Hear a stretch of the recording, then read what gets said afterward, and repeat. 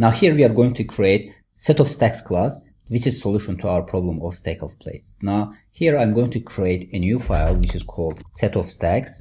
So inside this file I'm going to create our class over here. Now I'm going to create set of stacks based on the array list. So that's why the first thing that I'm going to do, I'm going to import array list to this file over here. So java.util.arraylist. Then another library that I need over here is I just need to import empty stack exception over here also. So as you remember, we did the same to this inside this stack class over here. So I'm just going to copy it from here and pass it over here. Then I'm going to declare our class like this: public class set of stacks. Then inside this class, the first thing that I'm going to do, I'm going to create list of stacks based on this array list that we have imported over here.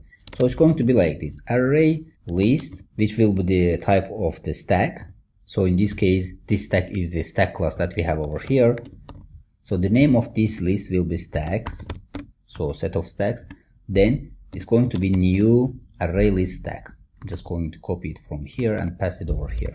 Now with this, we have successfully created array list of this stacks class that we created over here. Now the next thing that I'm going to do, I'm going to set the capacity of these stacks over here. So it's going to be like this: public int capacity, because we should have threshold for each stack over here. Then inside constructor, I'm going to receive the capacity from the user as a parameter, and I'm going to set it to this capacity over here. So it's going to be like this: public set of capacity, so as a parameter int capacity, and this capacity is equal to capacity. Now with this, we have successfully created our set of stacks based on the this stack class over here. Then we are going to implement our methods in this set of stacks over here. So the first method that I'm going to implement is to get last stack, because as we said before, when we are going to call pop method, it should act as this is a single stack. So this means that when we are calling pop method, it should pop out the last stack's top element. So in this case, I need to find out the last stack. So in this case, I'm going to create a helper method which is responsible for getting last stack. So it's going to return the stack. So the name of the method will be get last stack. Now as a parameter, it's not going to take any parameter. So here, how can we return the last stack? So in this case, it's going to be like this: if the size of this stacks list over here is 0, in this case we are going to return null, because in this case we don't have any stack. Otherwise, we are going to use the get function of this array list based on the stack size -1. So stacks, if the stack size, for example, is 3, by using -1, we are going to accessing that index. So based on the stacks index, we can return the last stack. So it's going to be like this: if stacks.size, so this size function comes from this array list over here, is equal to 0. In this case, we don't have any stack in our stack list over here, so that's why I'm going to return null. Otherwise, I'm going to return stacks.get. So this get method works based on the index. So by putting index over here, we can return any stack. So in this case, we need last stack. So this means that we need to put last stack's index. So the last stack's index is stacks.size. So it's going to return the size of stack. So if I put minus over here, it's going to be last stack's index in this case. So with this method, we are getting the last stack from this list of stacks over here. Now here, the next method that we are going to implement is push method. So as we said, when we are pushing element to this set of stacks over here, it's going to check that if we have not reached the last stack's capacity, in this case, it's going to insert this new element to the last stack. If we have reached it, we are going to create a new stack, and we are going to insert this new element to this new stack over here. So our method will be like this: public void push. So it's going to take the type of integer parameter.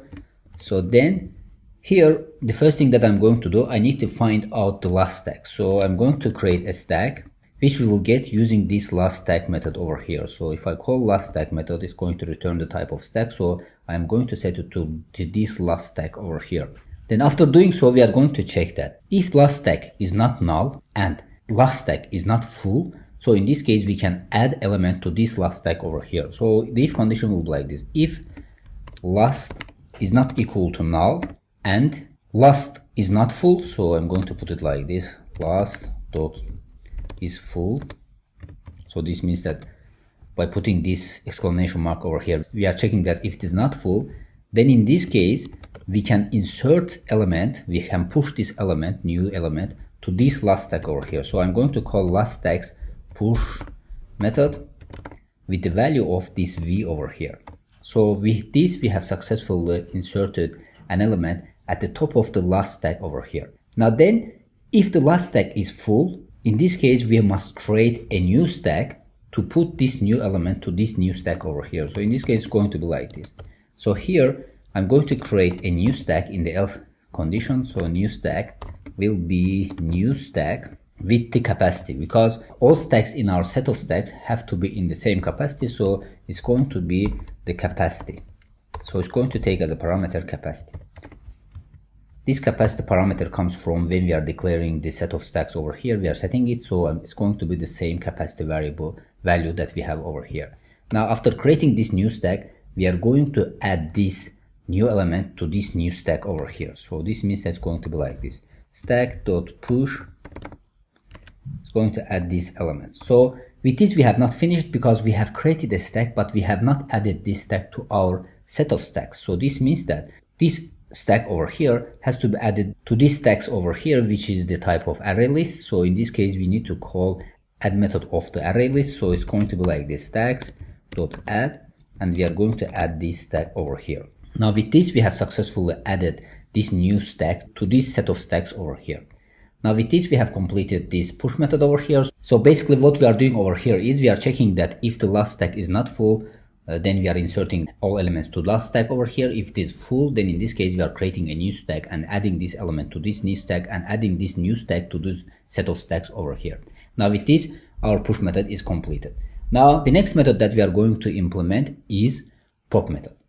So here I'm going to declare pop method. So as we mentioned before, pop method has to perform operation like that. This set of stack is one stack. So this means that when we are calling pop method, it has to pop out the last stack's top element. So we have to implement this logic over here. So I'm going to declare our pop method like this, public int. So it's going to return the value of int because all elements in our stacks are the type of int. It's not going to take any parameters. So we are going to implement logic inside this method over here. Now here again, the first thing that we are going to do, we need to find the last stack. So to find the last stack, we are going to create a stack over here in which we will have last stack by using getLastStack method over here. Then we are going to check that if the last stack is null, in this case, we are going to throw empty stack exception.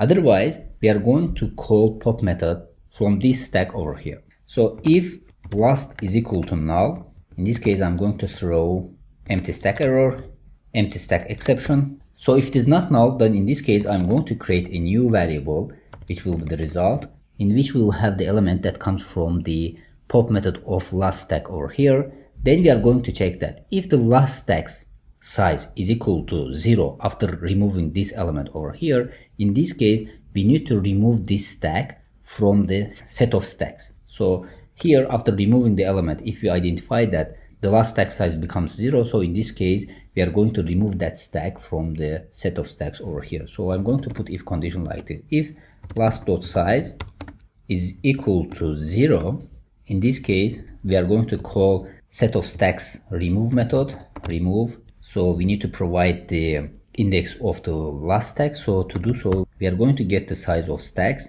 -1.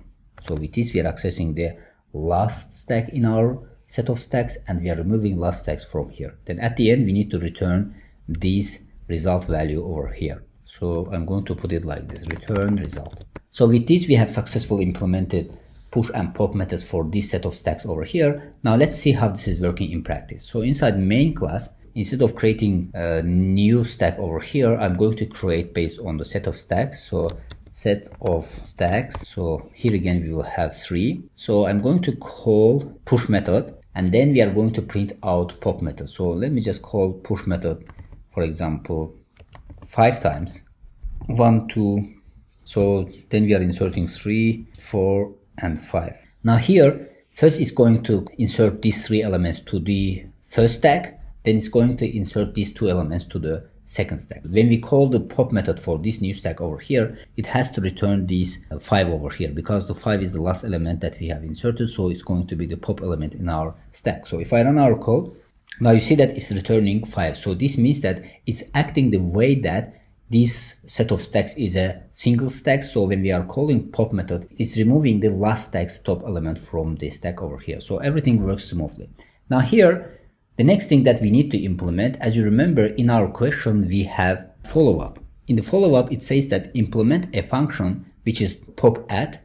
So it will take as a parameter index of the stack, which performs a pop operation on a specific substack. So this means that, for example, if we want to pop out the element from the first stack, for example, in the first stack we have 3 elements. So if I call for the first stack, in this case, in our case over here, should return 3. So if I put 0 over here. Now we have not implemented that method. Now in the next lecture, we are going to implement pop at method inside this set of stacks class over here. So after pop method, we are going to implement pop at method in the next lecture. So see you in the next lecture.